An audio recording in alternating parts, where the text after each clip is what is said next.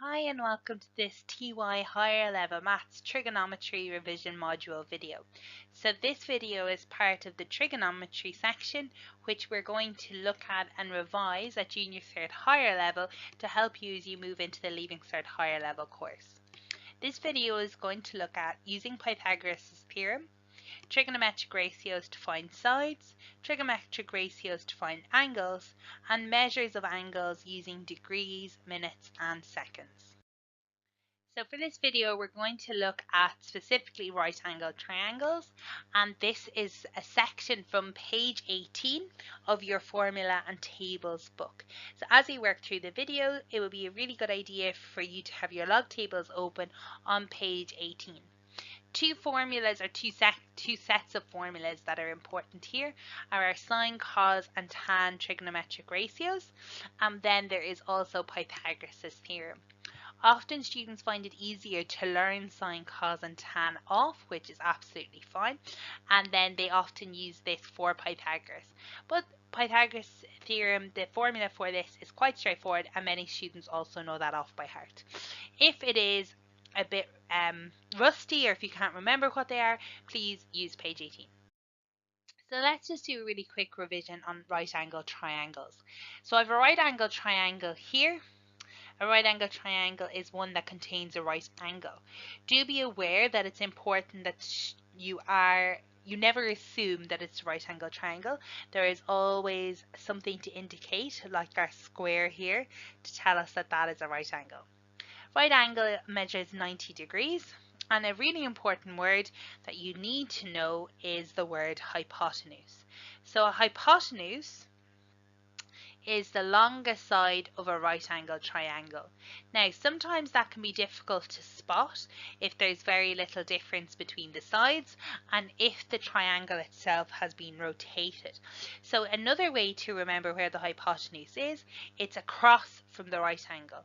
So the side that is across from the right angle is always the hypotenuse.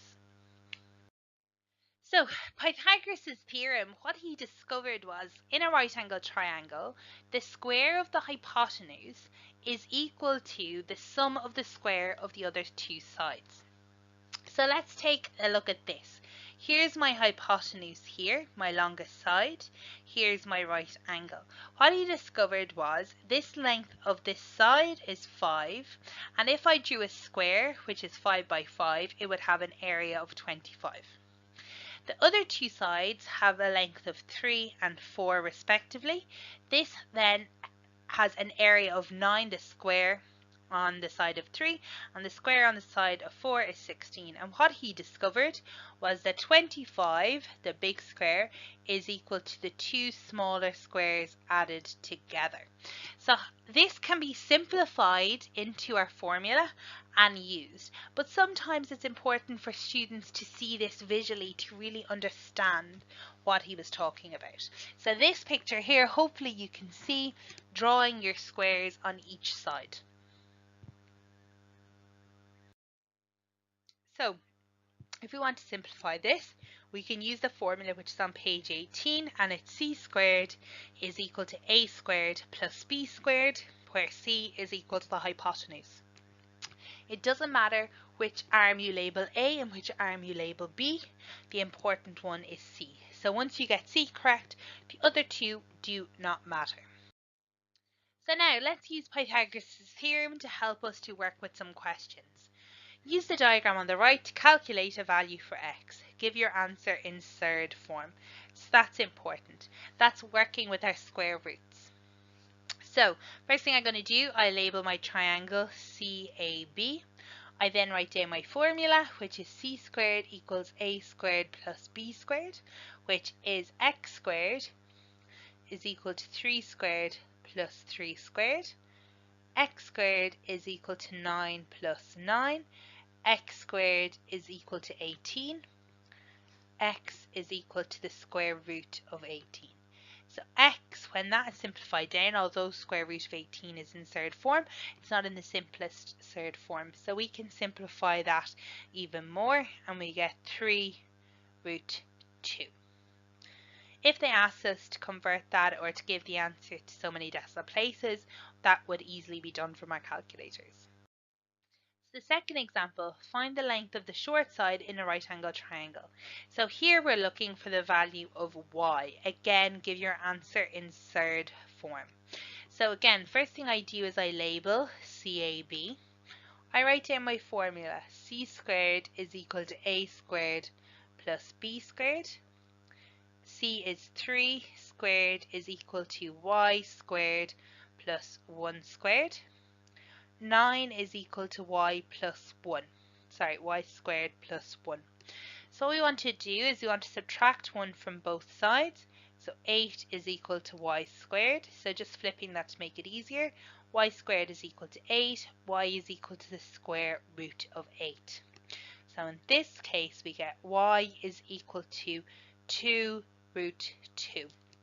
So again, it's important you don't leave your answer in the third form you get, but that you simplify it as much as you can.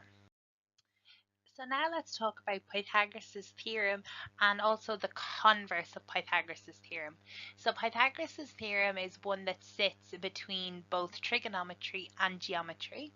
So because it sits in both, we can look at it from more of a trigonometric point of view. So working with Pythagoras before working with our sine, cos and tan, or our trigonometric ratios. Or we can look at it from a more geometry point of view. So we might be using Pythagoras' theorem and then work with our other theorems we have from geometry, such as all the angles add up to 180, etc. So here we have the theorem of Pythagoras, which basically tells us that the square of the hypotenuse is equal to the sum of the squares of the other two sides. This is specifically when we have a right angle triangle. The converse of this theorem says if the square of one side of a triangle is the sum of the square of the other twos, then the angle opposite the first side is a right angle. So basically, if we don't know that the triangle is a right angle triangle, we can use the Pythagoras theorem to prove that it is a right angle triangle. And we know then whatever side is the longest must then be the hypotenuse. So this leads us to something called Pythagorean triples. So this is a term that does tend to come up, and we've seen it at both junior cert and leaving cert. And basically the term Pythagorean triple means three numbers such that put into the formula they satisfy c squared equals a squared plus b squared. So the example here is 3, 4 and 5. They form a Pythagorean triple because 5 squared is equal to 3 squared plus 4 squared. And remember, the hypotenuse when we're talking about a right angle is always the longest side. So this will always be the square of the longest side, or in this case the biggest number, will equal to the sum of the squares of the other two numbers. So there are infinitely many Pythagorean triples, but here are some examples. Often as students work with trigonometry, they start to notice these Pythagorean triples, and they start to notice that when you have 3 and 4 and you're missing the hypotenuse, hypotenuse will always be 5. So they start to see these patterns emerge. So we have 3, 4, 5, 5, 12, 13, 7, 24, 25, and so on. So now let's take a look at a question which involves Pythagorean triples. Given any two positive integers, m and n being greater than m, it is possible to form three numbers a, b and c, where a is equal to n squared minus m squared, b is equal to 2nm, and c is equal to n squared plus m squared. These three numbers, a, b and c, are then known as a Pythagorean triple. So the first thing they ask us to do is for the values m equals 3 and n equals 5, calculate a, b and c. So a is equal to n squared minus m squared.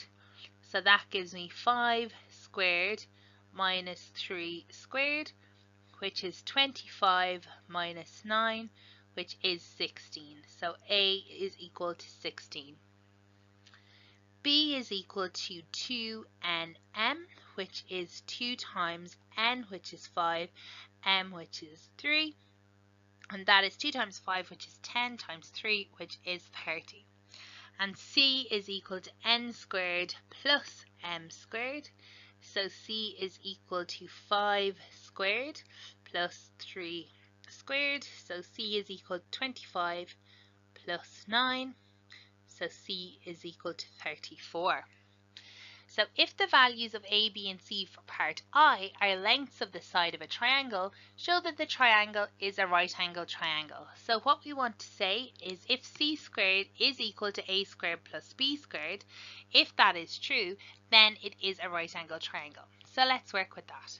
So we have 34 squared is equal to 16 squared plus 30 squared. So 34 squared is 1156. 16 squared is equal to 256 plus 30 squared is 900. So 256 plus 900, we get 1156 equals 1156. Therefore, A, B, and C are the lengths of the sides of a right angle triangle. And it's important to note then that the hypotenuse would be the longest side, so that was our 34. And this is how we would work with the converse of Pythagoras. So we're still using Pythagoras, but instead of knowing its right angle, we're saying, well, if Pythagoras' theorem, or that formula we have for Pythagoras' theorem, if that works, then this must be a right angle triangle. So now they say, if n minus m squared, 2nm, and m squared plus m squared are the lengths of a side of a triangle, show that the triangle is right angled. So at this point a lot of students would ask, but we've just done that in the previous part. So what we've done in the previous part is we've proved that it's true specifically for two values. One value for when m is equal to I think our m was equal to 3 and n was equal to 5. So that's all we've proved it for. They're asking us now to prove this so that it's true for any values of n and m. So by subbing in, we only prove it's true for one value. If they want us to prove it true in general, we cannot sub in. And this is more an algebra piece than anything. So we have a is equal to n squared minus m squared. We have b is equal to 2nm. And we have c, which was equal to n squared plus m squared. And we want to basically, again, prove that c squared is equal to a squared plus b squared. So we have n squared plus m squared, all to be squared. A squared is n squared minus m squared, again, all to be squared, plus 2nm, all to be squared. So I'm actually going to work these all separately. I'm going to leave a bit of space to come back. But I'm going to do n squared plus m squared squared is n squared plus m squared times n squared plus m squared. Separate out our brackets, n squared bracket n squared plus m squared. Plus m squared bracket n squared plus m squared. Multiply that out. N to the power of 4 plus n squared m squared plus n squared m squared plus m to the power of 4. Cleaning that up, we get n to the power of 4 plus 2n squared m squared plus m to the power of 4. So that's kind of our first little piece here. Our second piece, we have something similar. We're going to work that through. So we have n squared minus m squared squared, which is n squared minus m squared times n squared minus m squared. First thing I'm going to do is split our brackets. N squared bracket n squared minus m squared times n squared minus m squared. We get n to the power of 4 minus n squared m squared minus n squared m squared plus m to the power of 4. Simplifies down to n to the power of 4 minus 2n squared m squared plus m to the power of 4. last piece is going to be this piece here, and this is 2nm all squared. So if you can remember your rules of indices, everything needs to be squared. We get n squared m squared, which ends up giving me 4n squared m squared. So let's work through this and put this back. So what we got for the answer for part 1 was n to the power of 4 plus 2n squared m squared plus m to the power of 4 is equal to, part 2 we got n to the power of 4 minus 2n squared m squared plus m squared, and the last part was plus 4n squared m squared. Now on the right hand side we have two like terms that we can add together to clean it up.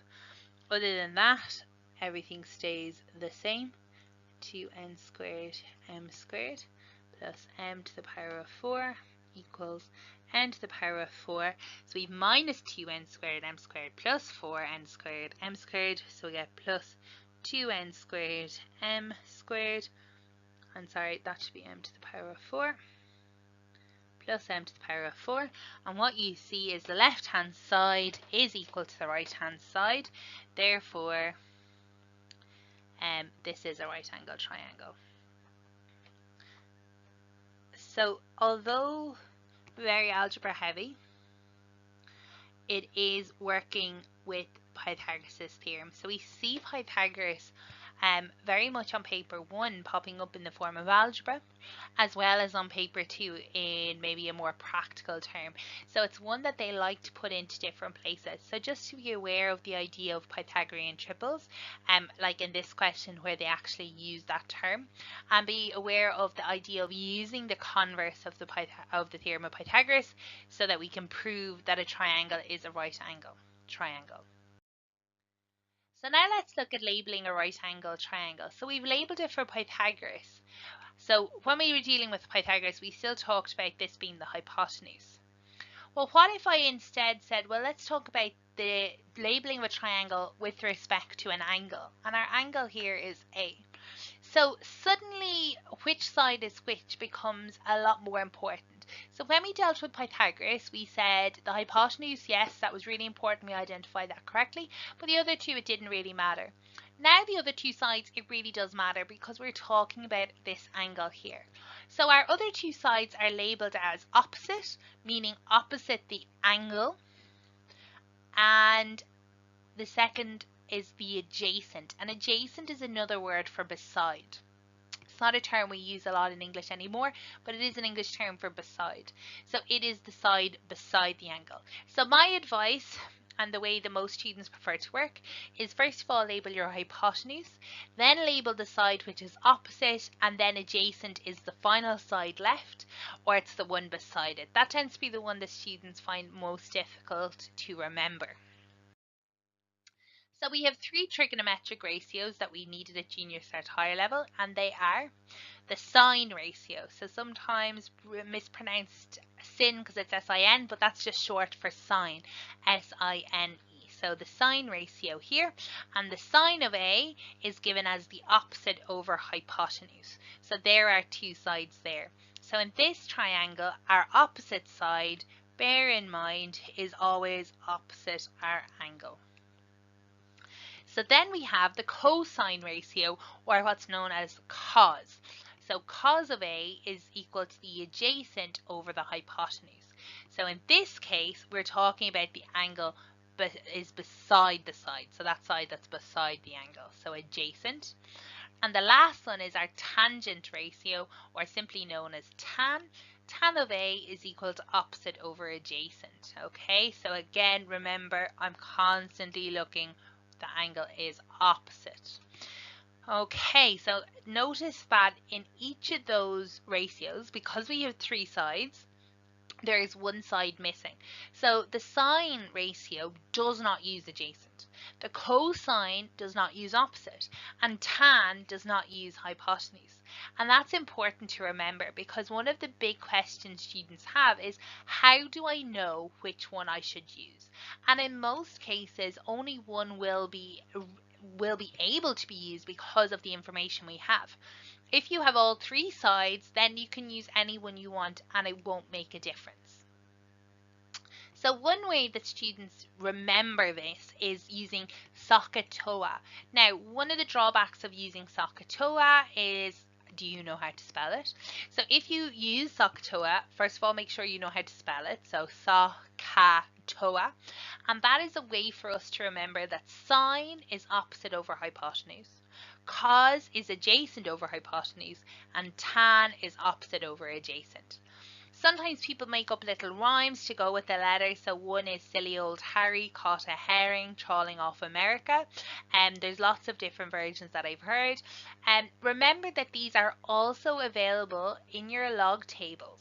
Now, when we're working with our log tables, they can be a little bit tricky because they don't call the sides opposite, adjacent, and hypotenuse, which often exam questions want you to label your sides as that.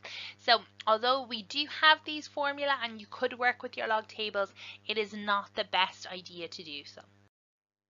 So now let's use some trigonometric ratios to find the missing sides. So the diagram on the right shows a right angle triangle with hypotenuse of length 10, so that's all given in the picture. And use trigonometry to find the length of the side marked X and give your answer in third form. So first thing I'm going to do is I'm going to label. So this is always my hypotenuse, and because this is across from or opposite the angle, this is my opposite side. The other side is my adjacent, but I'm not going to label that because it's not relevant. I don't want it and I don't know anything about it. So the next thing I'm going to do is I'm going to write down what will help me. I'm going to use SOHCAHTOA. And I want to figure out, well, which one's right. Well, I don't have adjacent, so straight away I'm saying, well, I can't use tan and I can't use cos. They both have an adjacent, an A in them. So I'm going to have to use sine. So I say my sine of A is equal to opposite over hypotenuse. So I'm always writing down my formula first. Now, the only thing I didn't label on my diagram was my angle, so I'm going to put that in now as A, and I'm going to write down sine of 60 degrees is equal to X over 10. So that's my substitution.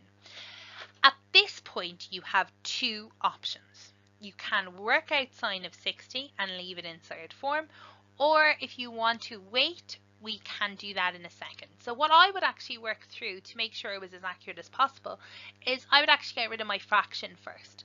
So to get rid of my fraction, I multiply across by the common denominator, which in this case is 10. This cancels, and what I end up with is 10 times sine of 60 is equal to X. So you can put that straight into the calculator, or you can instead go straight to sine of 60. So again, bear in mind that they want this in third form. When this comes out of your calculator in third form, it's root 3 over 2, and that equals X. And our final answer then, when we simplify that, is 5 root 3. So the calculator will do all that. You could have subbed in for sine of 60 before you multiplied across by 10. However, if you're working to decimal places, if you have to start rounding, or if you don't get a nice third answer, it can be difficult to work with decimals. So I would tend to get in the habit of doing any multiplication that you want to do first, and then to do your substitution as late as possible. So now let's look at another question. In the right angle triangle shown in the diagram, one of the acute angles is 4 times as large as the other acute angle. Find the measures of the two acute angles in the triangle. So we're going to talk about something that we would have covered in geometry, and specifically one of our theorems. So one of our little theorems told us that it was possible to figure out which angle was the biggest, which angle was the smallest, and therefore which angle was kind of the middle angle of a triangle. So the rule is always this: the biggest angle is always opposite the biggest side, and that is true in this case because this is my 90-degree angle. It is clearly the biggest, and it's across from my hypotenuse, which is the longest side. Looking next, okay, then the next biggest side is this one here. Let me just get my highlighter. So it's this one here. So the next biggest angle is this one here. The smallest side is this side here, and therefore this is my smallest angle here. So is that hugely important? Well, I suppose if you want your diagram to be correct and to look correct, then you might really want to do this. It's not a huge, it won't impact hugely on this particular question, but it's a good place to revise. So they told us that one acute angle is 4 times as large as the other. So if this was x, we'd say that this was 4x. Now maybe by looking at it you would say, oh, well, straight away I knew that that was the bigger angle, and that's absolutely perfect as well. So now I have 3 angles in the triangle in terms of x, but I can use my theorem which states that all the angles in a triangle shall add up to 180. You can simplify that more and say, well, if all the angles add up to 180, and I know that there is a 90-degree angle here, therefore the other 2 angles should add up to just 90. So whichever way you want to work that is absolutely fine. So that should be 90. So I have 5x equals 90. So x is equal to 90 divided by 5, which is equal to 18 degrees. Now, be careful, measure the 2 acute angles. So this one we've just worked out is 18 degrees, but remember that the other one is 4 times that, so the other is 72 degrees. Okay, so then the other one is going to be 4 times 18, and that gives us 72. And what I do at this point is I double check. 72 plus 18, does that give me 90? Yes, plus 90 will give me 180. So the next part is the triangle in part I is placed on a coordinate diagram. The base is parallel to the x-axis, and find the slope of the line L that contains the hypotenuse of the triangle. Give your answer correct to 3 decimal places. Okay, so they've not given us a huge amount of information, except I do know that this is 18 degrees and this is 72 degrees. And they want me to find the slope. And if you think back to our coordinate geometry, slope can be calculated using rise over run. I won't be able to use the formula for my log tables here because I haven't been given any points. But using rise over run is not going to work here because we have no lengths. So I don't know what length this rise is, and I don't know what length this run is. However, you might start to notice something here. If I was to sketch out a right angle triangle, which we have, and I label this as my angle, labeling for trigonometry, this would be the hypotenuse, this would be my opposite because it's opposite the angle, and this is my adjacent. Now, how we label it for coordinate geometry and for slope is this would be my rise, and this is my run. So if I do rise over run, in trigonometry terms, that is opposite over adjacent. And if we think back to our trigonometric ratios of SOHCAHTOA, TOA, we are talking about opposite over adjacent, we're talking about tan.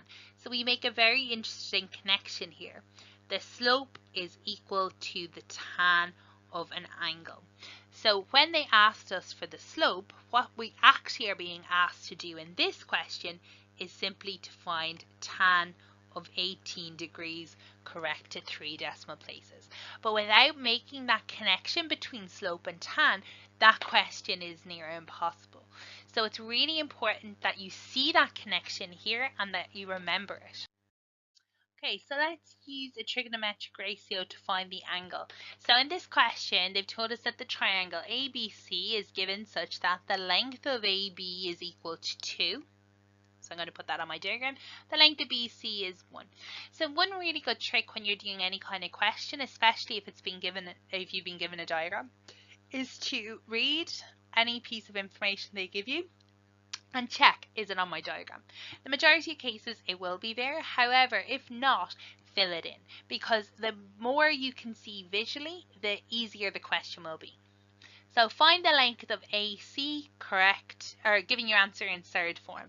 So we're looking for this, and because we're looking for it, I'll call it X. So I'm dealing with two sides and I want to find the third. So actually what I'm dealing with now is Pythagoras. So this is C. I'm going to label this A, and I'm going to label this B. So using Pythagoras, C squared is equal to A squared plus B squared. I sub in. We get 2 squared is equal to x squared plus 1 squared. So 4 is equal to x squared plus 1. Subtract a 1 from both sides and we get x squared is equal to 3. And the last step is to say x is equal to the square root of 3. And our answer here is straight away in third form as requested. So now what I'm going to do, I'm going to cross off this x and I'm going to say, well, actually now that's root 3. So now it wants us to write the cos of BAC. So let's identify the angle BAC. Okay, so you start at B, you come down to A, and you go across to C. So the middle letter is always telling us what angle specifically we're talking about. So we want the cos of, I'm going to say angle A. Now to help us do this, we're going to have to write down SOHCAHTOA. So let's see, SOHCAHTOA. We're looking at this one. So actually cos is equal to adjacent over hypotenuse. So let's go back to our triangle and label it. This side here is my hypotenuse. This side here is my opposite the angle, and this is my adjacent. I had already labeled this triangle for Pythagoras, and just so it didn't get confusing, I've just changed my colors. So now I can say the cos of A is equal to adjacent, which is root 3 over the hypotenuse, which is 2. So that is the first part. Write cos of BAC. Done. And now they want us to find that angle. So what we're going to do here is basically I want to find the angle A. And I can't put the cos of A into a calculator because I can't put letters into my calculator. So I basically want to find A on its own, knowing that cos of A is root 3 over 2. So what we use in this case are called inverses. So we use A will be equal to what's called cos inverse of root 3 over 2. So cos inverse, that little -1 means inverse, appears on your calculator above sine, cos and tan. So above sine you get sine inverse. Above cos you get cos inverse. Above tan you get tan inverse. And to get those, if you're using a Casio, you press your shift button and then either sine, cos or tan. In this case we're going to use cos. So we're going to put that into our calculators and the answer we get is 30 degrees. So we get A is equal to 30 degrees. So if we want to use our trigonometric ratios to find an angle, we instead use our inverse. Okay, so what way you can think about this is we basically have brought it across to the other side and it is using the inverse of that function, okay, or the opposite of that function to find the angle. So it's important that you practice those and it's important that you know how to get your angles given knowing the value of any of the trigonometric ratios. So now let's talk about the measures of angles. Everyone at this point should be very familiar with degrees, but what happens is we are a little bit less familiar with the breakdown of degrees. So angles are in general measured in degrees. Degree symbol is our little circle. As you move into Leaving Cert higher level, you will learn a new way to measure angles, but for the moment we're focusing on degrees.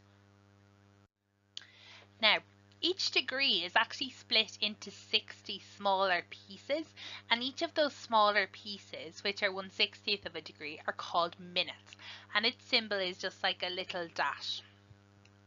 Then each minute is split up into 60 again, and each of those, which are 1/60th of a minute, are called seconds, and they have a little double dash there. So for example, an angle could be 40 degrees, 20 minutes and 50 seconds, which is written as 40 degrees, 20 minutes and 50 seconds. So most of the time we're dealing specifically in degrees, but we do often see questions that ask us to turn the degrees in decimal form back to degrees, minutes, seconds. And I suppose the minutes and seconds mirrors time, and I suppose it's to remember, if you think how many seconds are in a minute, time-wise, it's 60. How many minutes are in an hour? 60. But here we have how many seconds are in a minute, still 60, and how many minutes are in a degree, and that is also 60. So they definitely mirror each other, and it's one to remember. We have a button on our calculator that's going to make our lives so much easier with this, and it's here. It's the degree, minutes, seconds button. If you're using a sharp, it actually says DMS, degrees, minutes, seconds. Here it is actually the symbol for degrees, for minutes, and for seconds. A little bit hard to see in my picture here, but there's a close-up of the button on the next slide, so hopefully we'll get a better chance to see it. But best thing for you to do is to take your calculator and see, can you find it. So now let's look at an example of a question which is asking specifically about degrees, minutes and seconds. So the first question here, write 2 degrees, 43 minutes and 5 seconds in degrees in decimal form, correct 2 decimal places. So you can of course work this through, but realistically if this question is asked, you are going to have to be able to work with your calculator. You're not going to have enough time to work through it. So what we're is here. In your calculator, you enter in 2 degrees, 43 minutes and 5 seconds using the degree, minute, second button. So you write 2 and then press the degree, minute, second button, 43 and then the degree, minute, second button, and then 5 and the degree, minute, second button. What it will look like when you type it in is this, and then you simply press equals. You use your S to D button, so your third to decimal button, to convert that into its decimal, which we can then write to 2 decimal places. Here we have 2.718, 2 decimal places, 1, 2, and then the next number is 8, so we're going to round up 2.72 degrees. So the next part is asking us to work backwards. So write 3.14 degrees in degree, minutes, seconds. So what we're going to do in this case, we're going to type in 3.14 and we're going to use the degree, minute, second button to put in degrees. And by simply pressing equals, it will give it to us in 3 degrees, 8 minutes and 24 seconds. So another way you could do that is simply by typing in 3.14 and pressing equals, and then when you get that answer it'll still show 3.14, or it may show it in fractional form, and then you can use your degree, minutes, seconds to change it. So this is often the way we're going to work if we want to change the answer at the end of a question. So we can use that degree, minutes, seconds to change 3.14 into 3 degrees, 8 minutes and 24 seconds. Now let's look at an example that involves multiple triangles. So the diagram below shows 2 right angle triangles, which are ABC and ACD. And on the diagram I'm looking at both triangles and I notice that yes, the right angles have been indicated. They have right angles in B and D respectively. The length of AB is 10, the length of AC is 12, AD and DC are both equal to X as shown, and the angle BAC is marked Y. So the good news is everything that they've told us is given on the diagram. It doesn't need us to add anything. Use trigonometry to find the angle Y and give your answer correct to 1 decimal place. So we're looking at Y, so we're going to focus on 1 right angle triangle. So we're going to focus on the triangle ABC. So what I find extremely useful to do in cases like this, i.e. where you have multiple triangles, is to sketch it out again, relabel it A, B, C, 10, 12, and this is my Y in here. I then come along and I'm going to label. So I have an angle, so this is my opposite, which I don't need. This is my adjacent, and this is my hypotenuse. So we're looking at something that has the adjacent and hypotenuse. So we're looking at, let's write down our SOHCAHTOA, or whatever you use to figure out your trigonometric ratios. We have adjacent and hypotenuse, so we're dealing with cos. So we have the cos of A is equal to adjacent over hypotenuse. Filling in what we know, we have the cos of Y is equal to 10 over 12. If we want to work out Y, we want to use what's called cos inverse to work out the angle itself. So cos inverse of 10 over 12, I haven't even simplified that down, but you'll get the exact same answer if you do. 33.557, and they want that correct to one decimal place, so just this one, and we look what's next, and we get 33.6 degrees. So now it asks us to find the value of x and give your answer correct to two decimal places. So now what we're going to focus on is we're actually going to focus on this triangle here. So we're going to focus on the second triangle. And again, I'm going to suggest that you do some kind of sketch to help. So it's good to know that's the right angle. These two sides are both the same. They're both x, and this is 12. Now, often students find it difficult in questions like this because they're saying we don't actually have enough information. But although there are two sides that we don't know, the fact that both of those sides are equal in length mean that we can easily apply Pythagoras' theorem. So we have c here, a here, and b here. C squared is equal to a squared plus b squared, and filling that in, we get 12 squared is equal to x squared plus x squared. So we get 144 is equal to 2x squared. So then dividing both sides by 2, we get x squared equals to 72, and x is equal to the square root of 72. So this question wants us to give that answer correct to two decimal places. So when we do that, we get 8.485, two decimal places, 1, 2, and then we cut. Since we have a 5, we're going to round up, so we get 8.49. There's no units there, so if you want, you can write units.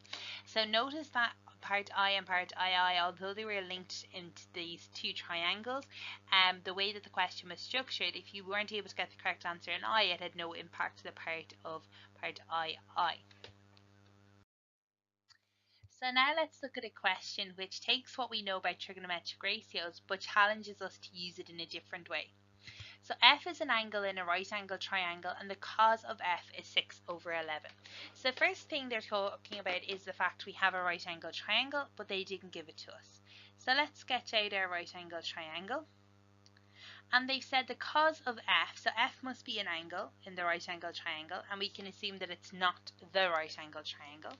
So if we had a triangle like this, we would have it labeled so that this was the opposite side, here was adjacent, and here was my hypotenuse. They've told us that the cos of f equals 6 over 11. So going back to our SOHCAHTOA, or whatever you use to remember your ratios, we know that cos is given as adjacent over hypotenuse. So that means they've actually given us the length of two sides. Now, we know that that might not necessarily give us the correct length, but it will give us the ratios in which the sides compare. So we're able to work on this triangle and say, well, this side is 6 and the hypotenuse is 11. So by drawing a diagram of the right angle triangle, find the value of sine of f. So if we wanted to work with sine of f, the formula from up here is opposite over hypotenuse. Now the problem is, at this point, I could fill in the hypotenuse is 11, but I don't actually know the opposite. So I'm going to have to work out the opposite side here. The only way to do that is to work with Pythagoras using c squared is equal to a squared plus b squared. So working that through, we get 11 squared equals c squared plus b squared. And we get 121 is equal to 36 plus b squared. So taking 36 from both sides, we get 121 minus 36, and we get b squared is equal to 85. So b is equal to the square root of 85. So this opposite side is the square root of 85. If you put square root of 85 into your calculator to see does it simplify down, you'll see that it won't simplify down any further, and that's as simple as it can be. So now I can come along and I can fill into this sine of f formula that the top, or that opposite, should be the square root of 85. Again, you can put that into your calculator to see if it can be simplified further, which it can't, so that is our final answer. So quite a straightforward question, but the way that it's being presented to us may prove a challenge, because often we forget that we have been given the information when we're given that ratio to be able to draw the triangle and in turn work out another or missing side. So now let's talk about two words that appear as we talk about real world examples in trigonometry, and that is an angle of elevation or an angle of depression. So the first is, if we're talking about angles of elevation, it's the angle between the horizontal and an object above the observer's line of sight. So what we mean is it's this angle down here. So this is my angle of elevation. Think of the word elevation, it means to go up. Think of an elevator. So as we move from the horizontal upwards, that gives us our angle of elevation. The angle of depression is between the horizontal and the object below the observer's line of sight. So here we're looking downwards. So this angle here is called the angle of depression. Now often in questions when they talk about these, they also show what they're talking about so we don't get confused, but it is important to know these two particular words before we start looking at real world examples. So now let's look at a real world problem, and this is asking us a tree 32 meters high casts a shadow of 63 meters long. Now, as I said before, a really good method to approaching questions is, if you're reading through it and you have a diagram, constantly check that each piece of information that you've been given in the type or the text, you've also been given on the diagram. So in this case, the tree of height 32 meters, that has not actually been put on the diagram. So just to make our lives a little bit easier, so it's a bit more visual, I'm going to write this in. So there's our 32 meters. The shadow of 63 meters, that is given. Calculate theta, the angle of elevation of the sun, and give your angle in degrees and minutes. Correct to the nearest minute. So just a little quick word on theta, which is an angle. Theta is a Greek letter and it looks like an O with a little line through the middle of it, and this is often used, and we see it more at Leaving Cert than we do at Junior Cert, but it's just often used to represent an angle. Other Greek letters you might see are alpha and beta. This does not change anything about the question, and if you really hated it, you could replace it with the angle A and simply rewrite the theta as you got to the end. So one thing that I find useful when we're dealing with real world problems is to re-sketch this triangle. Again, apologies, it's quite hard to sketch straight lines on the computer, but you would of course, even with the sketch, use a ruler. So we have this little piece like this.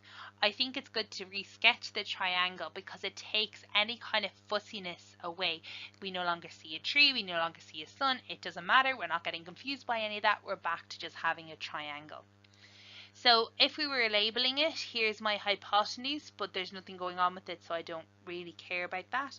We have our adjacent here and we have our opposite. So we're talking about this angle here, which they've labeled theta.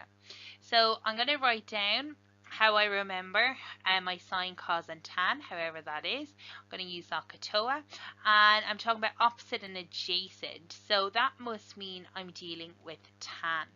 So I have the tan of theta, and that's going to be equal to opposite over adjacent. So my tan of theta in this case is 32 over 63.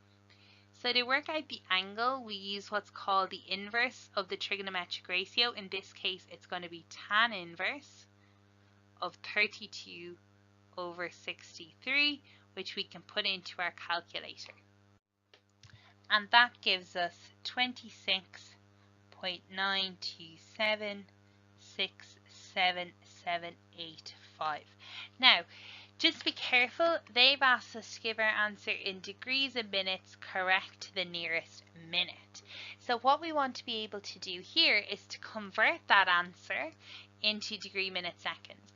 So what we're going to use is your degree, minute, seconds button on the calculator. And when you do that conversion, you're going to find that theta is given as 26 degrees, 55 minutes, and 39.64 seconds. Now, we want to correct the nearest minute, but remember there are 60 seconds in a minute. So 39, it's gone over halfway. So this, when we round it, is going to round to 26 degrees, and this 39.64 means our minutes are going to round up to 50